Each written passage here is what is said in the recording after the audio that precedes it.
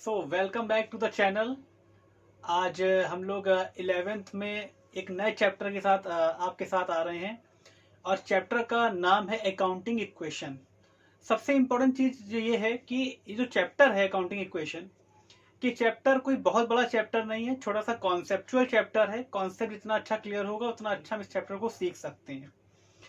Accounting equation यानी नाम से अगर देखा जाए तो लग रहा है कोई मैथमेटिकल चैप्टर होगा, कोई इक्वेशन की बात की जाएगी, लेकिन एक क्वेश्चन माइंड में ये भी आ रहा होगा कि अकाउंट्स में मैथ्स कहाँ से आ गई।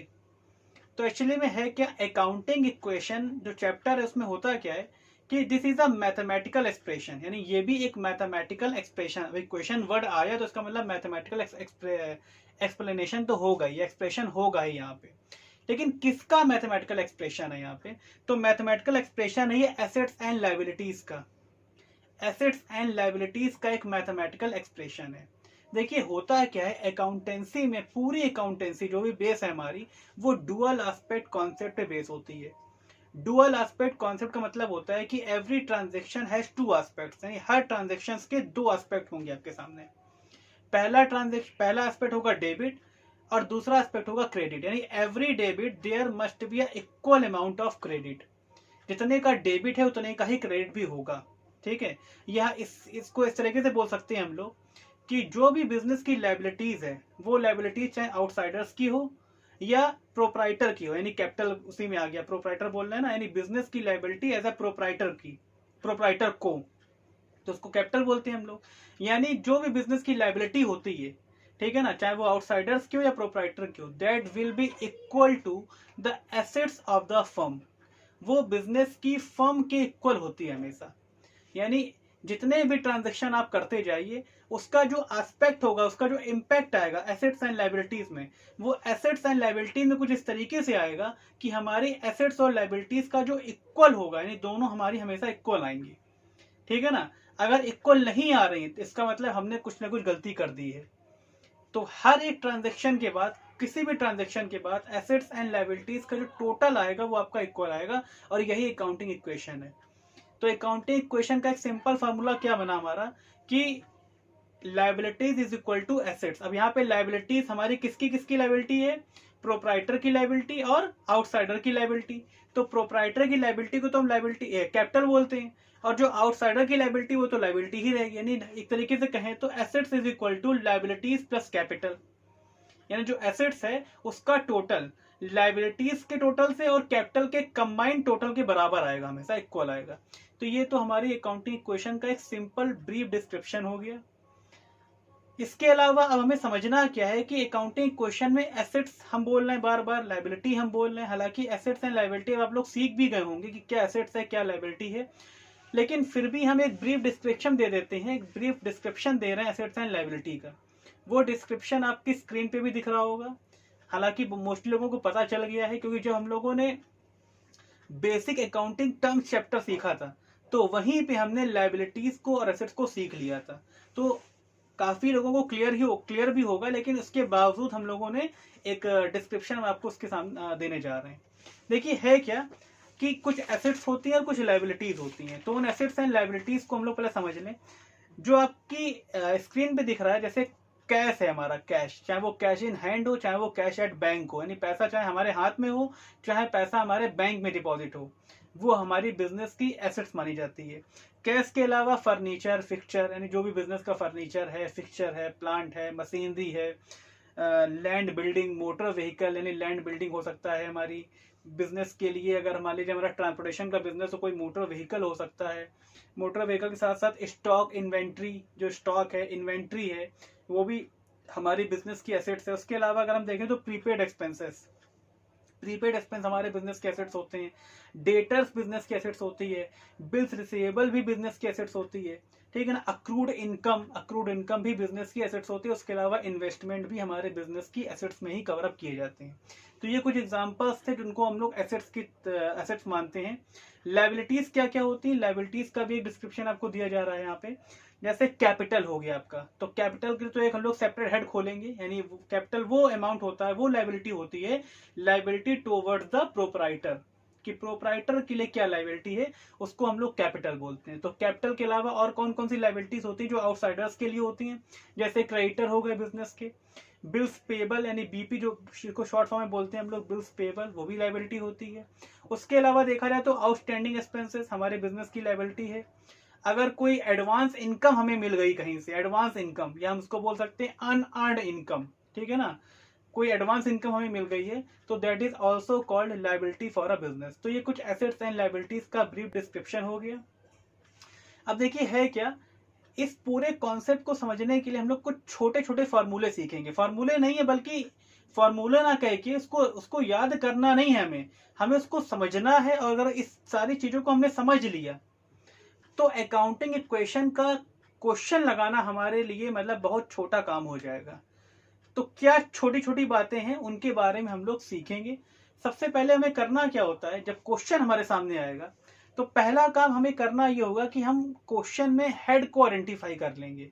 अब आप कहोगे हेड मतलब हेड कहाँ से आ गया, हेड यहाँ से आ गया कि जब आप पूरा क्वेश्चन पढ़ेंगे तो आप सबसे पहले आइडेंटिफाई कर लेंगे कि इस क्वेश्चन के दौरान कौन कौन से आइटम हैं जो एसेट्स की तरफ ओपन होंगे और ऐसे कौन कौन से आइटम हैं जो लायबिलिटी की तरफ ओपन होंगे, उनको पहले आइडेंटिफाई कर लेंगे अलग से। क्योंकि होता है क्या, जब हम एक ट्रांजेक्शन पढ़ते हैं, क्वेश्चन लगाना शुरू कर देते हैं, तो फिर बीच में जब कोई नया हेड आता है तो उस समय बड़ी प्रॉब्लम फेस करनी पड़ती है हमको। तो पहला काम क्या है, हेड आइडेंटिफाई करना। और कुछ छोटे छोटे रूल्स हैं जिनको हम आपके सामने लेके आ रहे हैं। रूल्स जो भी हैं वो आपकी स्क्रीन पे दिख रहे होंगे। वन बाय वन मैं एक एक रूल को डिस्क्राइब करता जा रहा हूँ। एक्चुअली में है क्या, अब आपको लग रहा होगा कि जब रूल लिखे हुए हैं तो डिस्क्राइब क्या करेंगे उसमें, ये that is not a rule. ये कोई रूल नहीं है, बल्कि हम ये कहेंगे अकाउंट्स में कहीं कोई रूल होता ही नहीं है।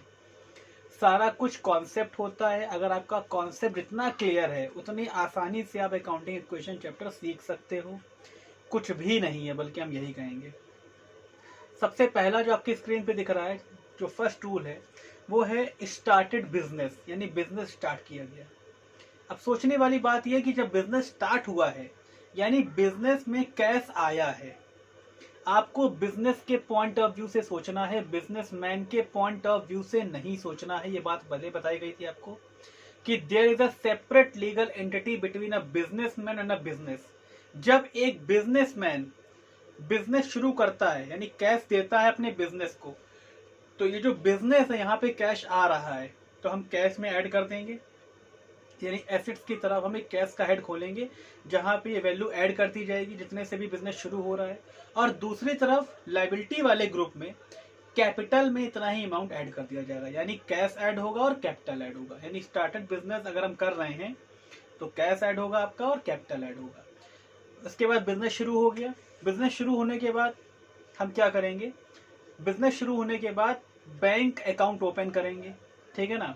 अगर हम बैंक अकाउंट ओपन कर रहे हैं तो अपने ही बिजनेस से कैश निकल रहा है और बैंक में जा रहा है, यानी कुल मिला के ये कहें कि एक एसेट्स कन्वर्ट होके दूसरे एसेट बन रही है, या ये कहा जाए कि एक जेब से पैसा निकाला और दूसरी जेब में रख लिया।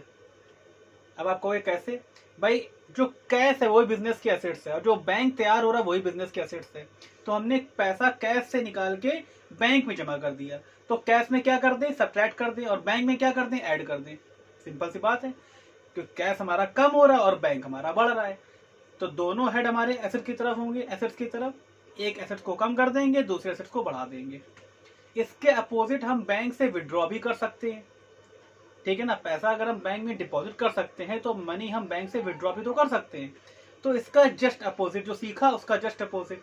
अब जब हम मनी विड्रॉ करेंगे बैंक से तो जो बैंक का बैलेंस है वो हमारा कम हो जाएगा और जो कैश का बैलेंस है वो हमारा बढ़ जाएगा। तो कैश में ऐड कर देंगे और बैंक में लेस कर देंगे, कैश में प्लस और बैंक में माइनस।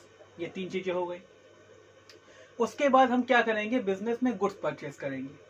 अब गुड्स परचेज करने की दो चीजें हो सकती है, तो हम गुड्स कैश में परचेज करेंगे या गुड्स हम क्रेडिट पे परचेज करेंगे, यानी उधार पे परचेज करेंगे। अगर हम गुड्स कैश में परचेज कर रहे हैं तो सबसे समझने वाली बात यह है कि जब गुड्स परचेज किया जा रहा है तो स्टॉक हमारे बिजनेस में आ रहा है, तो उतने ही अमाउंट से हम स्टॉक को ऐड कर देंगे। और दूसरी तरफ जो कैश है हमारा, भाई वो बिजनेस से बाहर जाएगा, यानी कैश हमारे बिजनेस से कम होगा, तो कैश को सब्ट्रैक्ट कर देंगे, यानी स्टॉक में ऐड कर देंगे और कैश में सब्ट्रैक्ट कर देंगे। अगर हम गुड्स कैश में परचेज कर रहे हैं तो क्योंकि कैश हमारे बिजनेस से बाहर जा रहा है यानी कम हो रहा है, तो कैश में सब्ट्रैक्ट, और स्टॉक हमारा बढ़ रहा है तो स्टॉक में ऐड। दूसरी तरफ अगर हम गुड्स परचेज कर रहे हैं लेकिन गुड्स हम क्रेडिट पे परचेज कर रहे हैं, क्रेडिट पे, यानी अभी हमने उस गुड्स का पेमेंट नहीं किया, पेमेंट किया हो या ना किया हो, अल्टीमेटली स्टॉक तो हमारे बिजनेस में आ ही रहा है। तो हम क्या करेंगे, एक तरफ हमारी एक एसेट बढ़ेगी यानी स्टॉक हमारा बढ़ेगा, लेकिन दूसरी तरफ हमारी एक लायबिलिटी भी इंक्रीज होगी, क्योंकि आपको पेमेंट आज नहीं किया तो करना तो पड़ेगा, अल्टीमेटली आज नहीं किया तो बाद में करना पड़ेगा। तो जितने अमाउंट से हमने गुड्स परचेज किया है वो हमने स्टॉक में ऐड कर लिया, और दूसरी तरफ उतने ही अमाउंट से हम अपने क्रेडिटर को, क्रेडिटर मतलब होता है जो हमारी आउटसाइडर लायबिलिटी है जिससे हमने गुड्स परचेज किया क्रेडिट पे, ठीक है ना, उतने ही अमाउंट से हम क्रेडिटर को भी क्या कर देंगे, इंक्रीज कर देंगे। नेक्स्ट जो हमारा रूल है, गुड्स हमने परचेज कर लिया, कैश में परचेज कर लिया, क्रेडिट पे परचेज कर लिया। अब गुड्स परचेज करके रखना नहीं सजा के, गुड्स को क्या करना है, सेल करना है। अब सेल में भी दो केस हैं, या तो गुड्स हमने कैश में सेल किया होगा, या तो गुड्स हमने क्रेडिट पे सेल किया होगा, या तो गुड्स हमने कैश में सेल किया होगा या क्रेडिट पे सेल किया होगा। अब जरा सोचो, अगर गुड्स हमने कैश में सेल किया है तो जो हमारा स्टॉक है, जो कि हमने ऐड किया जब हमने गुड्स परचेज किया था, वही स्टॉक हमारे बिजनेस से अब जा रहा है, क्या करें, सब्ट्रैक्ट करेंगे, ऑब्वियस सी बात है। और दूसरी तरफ कैश हमारे बिजनेस में आ रहा है, यानी एक एसेट सब्ट्रैक्ट हो रही है और दूसरी एसेट इंक्रीज हो रही है। एक एसेट जा रही है स्टॉक के फॉर्म में और दूसरी एसेट आ रही है कैश के फॉर्म में, तो स्टॉक में सब्ट्रैक्ट करेंगे और कैश में क्या करेंगे, हम कैश में ऐड करेंगे। दूसरी तरफ अगर देखा जाए कि अगर हम गुड्स सेल कर रहे हैं लेकिन क्रेडिट पे सेल कर रहे हैं, सेल तो हमने किया है लेकिन गुड्स हमने क्रेडिट पे सेल किया, जिसको हमने सेल किया है अभी उस बंदे ने हमें पेमेंट नहीं किया। और सिंपल सी बात है, जब भी कभी हम गुड्स क्रेडिट पे सेल करते हैं इसको हम बोलते हैं डेटर्स। क्या बोलते हैं, डेटर्स। तो यहाँ पे क्या हो रहा है कि अभी पेमेंट हमें मिला तो है नहीं, गुड्स तो चला गया मेरे पास से लेकिन पेमेंट नहीं आया। तो जितने अमाउंट से पेमेंट नहीं आया है, अगर हम गुड्स को क्रेडिट पे सेल करेंगे तो स्टॉक में सब्ट्रैक्ट करेंगे और उतने ही अमाउंट से डेटर को क्रिएट करेंगे, और ये जो डेटर का हेड है ये हमारा एसेट्स की तरफ ओपन होगा, यानी डेटर्स में हम ऐड करेंगे और स्टॉक में हम सब्ट्रैक्ट करेंगे। तो हमने गुड्स को सेल करना भी सीख लिया, कैश में कैसे सेल करना है और क्रेडिट पे कैसे सेल करना है ये भी हमने सीख लिया, गुड्स परचेज करना, गुड्स सेल करना। अब इसके बाद हम लोग देखने जा रहे हैं एक्सपेंस, यानी बिजनेस में डे टू डे बहुत सारे एक्सपेंस होते हैं। वर्कर्स को वेजेस देनी है, एम्प्लॉयज़ को सैलरी देनी है, टेलीफोन चार्जेस देना है, फ्रेट देना है, कार्टेज देना है, तमाम तरह के एक्सपेंस होते हैं जो कि हमें करने होते हैं बिजनेस में डे टू डे ऑपरेशंस को मेंटेन करने के लिए। अब एक्सपेंस में क्या होगा, कैश हमारे बिजनेस का कम हो जाएगा। भाई एक्सपेंस अगर आप दे रहे हो, टेलीफोन एक्सपेंस दे रहे हो, कोई भी एक्सपेंस दे रहे हो, सैलरी दे रहे हो, वेजेस दे रहे हो, तो उससे कैश बिजनेस का कम हो जाएगा। तो हम कैश में क्या करेंगे, सब्ट्रैक्ट कर देंगे। और दूसरी तरफ इसका अल्टीमेट इम्पैक्ट कैपिटल पे भी पड़ता है, तो हम अगर कैश को सब्ट्रैक्ट करेंगे तो दूसरी तरफ हमें कैपिटल में भी सब्ट्रैक्ट करना होगा। यानी एक्सपेंस के केस में क्या होगा, कैश में सब्ट्रैक्ट करेंगे और दूसरी तरफ कैपिटल में सब्ट्रैक्ट करेंगे। और इसी तरह अगर कोई इनकम हमें मिल रही है, यानी इनकम रिसीव, जैसे कमीशन कहीं से मिल गया, रेंट कहीं से मिल गया, इंटरेस्ट कहीं से मिल गया, डिस्काउंट कहीं से मिल गया, डिस्काउंट रिसीव कहीं से हो गया, तो इसका जस्ट अपोजिट, यानी एक्सपेंस वाले का जस्ट अपोजिट, जब एक्सपेंस था तो कैश में सब्ट्रैक्ट और कैपिटल में सब्ट्रैक्ट, और जब इनकम होगी तो कैश में ऐड और कैपिटल में ऐड, दोनों में ऐड कर लेंगे। यानी कैश में भी प्लस कर लेंगे उतना ही अमाउंट और कैपिटल में भी उतना ही अमाउंट को हम ऐड कर लेंगे। तो हमने एक्सपेंस और इनकम को भी देख लिया। आगे का जो यहाँ पे लिखा हुआ है वो है cash withdrawn from business for personal use. Basic accounting terms को पढ़ाते समय हमने बताया था कि अगर आप अपने बिजनेस से अपने पर्सनल यूज के लिए अगर कोई गुड्स विड्रॉ कर रहे हैं या कोई कैश विड्रॉ कर रहे हैं तो दैट इज कॉल्ड ड्राइंग, उसको हम ड्राइंग बोलते हैं। अगर आप बिजनेस से अपने ही पर्सनल यूज के लिए कोई गुड्स विड्रॉ करते हैं या कैश विड्रॉ करते हैं तो दैट इज कॉल्ड ड्राइंग। अब अगर मान लीजिए हमने कैश विड्रॉ किया, कैश हमने विड्रॉ किया, तो हम क्या करेंगे, कैश में सब्ट्रैक्ट कर देंगे और कैपिटल में सब्ट्रैक्ट कर देंगे। और अगर हमने गुड्स विड्रॉ किया है तो हम स्टॉक में सब्ट्रैक्ट कर देंगे और कैपिटल में सब्ट्रैक्ट कर देंगे। यानी दोनों ही केस में कैपिटल में सब्ट्रैक्ट होगा। अगर आप पर्सनल यूज के लिए चाहे गुड्स विड्रॉ कर रहे हो या कैश विड्रॉ कर रहे हो, दोनों केस में प्रोप्राइटर की जो लायबिलिटी है, फर्म की जो लायबिलिटी है प्रोप्राइटर के अगेंस्ट में वो कम होगी, यानी कुल मिला के कैपिटल कम हो जाएगी। अगर कैश विड्रॉ करें तो कैश भी कम हो जाएगा, अगर गुड्स विड्रॉ करें तो स्टॉक कम हो जाएगा। उसके बाद अगर आप बिजनेस में कोई एसेट्स परचेज कर रहे हो, कोई एसेट आप परचेज कर रहे हो, जैसे बिल्डिंग खरीदना, प्लांट खरीदना या वॉट एवर जो भी खरीद रहे हो, तो एक सेपरेट हेड खोला जाएगा एसेट की तरफ उसका, और वहां पे उस एसेट्स में उतना ही अमाउंट को ऐड कर दिया जाएगा, और दूसरी तरफ कैश से सब्ट्रैक्ट कर दिया जाएगा, क्योंकि एक एसेट्स यहाँ पे बढ़ रही है और एक एसेट्स हमारी सब्ट्रैक्ट हो रही है, यानी कम हो रही है। दूसरा, अगर हम एसेट्स को सेल कर रहे हैं तो इसका जस्ट अपोजिट हो जाएगा, कैश में ऐड कर देंगे और उस एसेट में सब्ट्रैक्ट कर देंगे। अब क्या हो सकता है कि जो एसेट्स हमने परचेज किए उस एसेट्स पर डेप्रिसिएशन चार्ज किया जाए, डेप्रिसिएशन हम चार्ज करेंगे। तो डेप्रिसिएशन के केस में क्या होगा कि जिस भी एसेट्स में डेप्रिसिएशन चार्ज किया जा रहा है उस एसेट्स में हम उतना वैल्यू कम कर देंगे डेप्रिसिएशन के नाम से, और दूसरी तरफ हम कैपिटल में भी सब्ट्रैक्ट कर देंगे, ठीक है ना। दूसरी तरफ हम कैपिटल में भी उतना ही अमाउंट सब्ट्रैक्ट कर देंगे। अब यहाँ पे कुछ इंपॉर्टेंट टर्म्स और आने जा रहे हैं, कुछ इंपॉर्टेंट रूल और आने जा रहे हैं। सबसे पहला है आउटस्टैंडिंग। अब ये वर्ड आज हम क्लियर करते हैं, आउटस्टैंडिंग होता क्या है। देखिए, होता ये है कि जब आपने पढ़ा था अकाउंटिंग पीरियड कॉन्सेप्ट, वहां पे आपने देखा था कि पूरे अकाउंटिंग पीरियड को हम 12 मंथ के ईयर में बना लेते हैं, यानी हर एक अकाउंटिंग पीरियड में 12 महीने होते हैं। अब जैसे मान लीजिए 12 महीने हमारे अकाउंटिंग पीरियड में है और हमें सैलरी देनी है, यानी 12 बार हमको सैलरी देनी पड़ेगी अपने जो भी हमारे एम्प्लॉयज हैं। लेकिन सपोज करो हम केवल 11 मंथ की सैलरी अभी दे पाए, 1 मंथ की सैलरी अभी हम नहीं दे पाए हैं, यानी वो जो सैलरी है वो देनी तो थी लेकिन एक्सपेंसेस मतलब एक्सपेंस जो है वो ड्यू है लेकिन अभी तक वो पे नहीं हुआ। तो expense due but not yet paid, यानी ऐसा कोई एक्सपेंस जो ड्यू है लेकिन अभी तक पे नहीं हुआ, उसको हम बोलते हैं आउटस्टैंडिंग एक्सपेंस। क्या बोलते हैं? Outstanding expense. तो जो भी हमारे आउटस्टैंडिंग एक्सपेंस होते हैं उनके लिए हम क्या करते हैं, उनके लिए हम करते हैं कि आउटस्टैंडिंग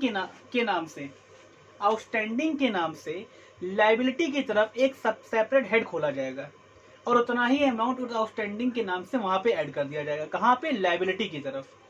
और उतना ही अमाउंट कैपिटल में सब्ट्रैक्ट कर दिया जाएगा, यानी आउटस्टैंडिंग में ऐड किया जाएगा, एक न्यू हेड खुलेगा आउटस्टैंडिंग का, और कैपिटल में उतना ही अमाउंट सब्ट्रैक्ट किया जाएगा। आउटस्टैंडिंग के बाद सेकंड हमारा होता है प्रीपेड, या हम ऐसे बोलें कि एक्सपेंस पेड इन एडवांस।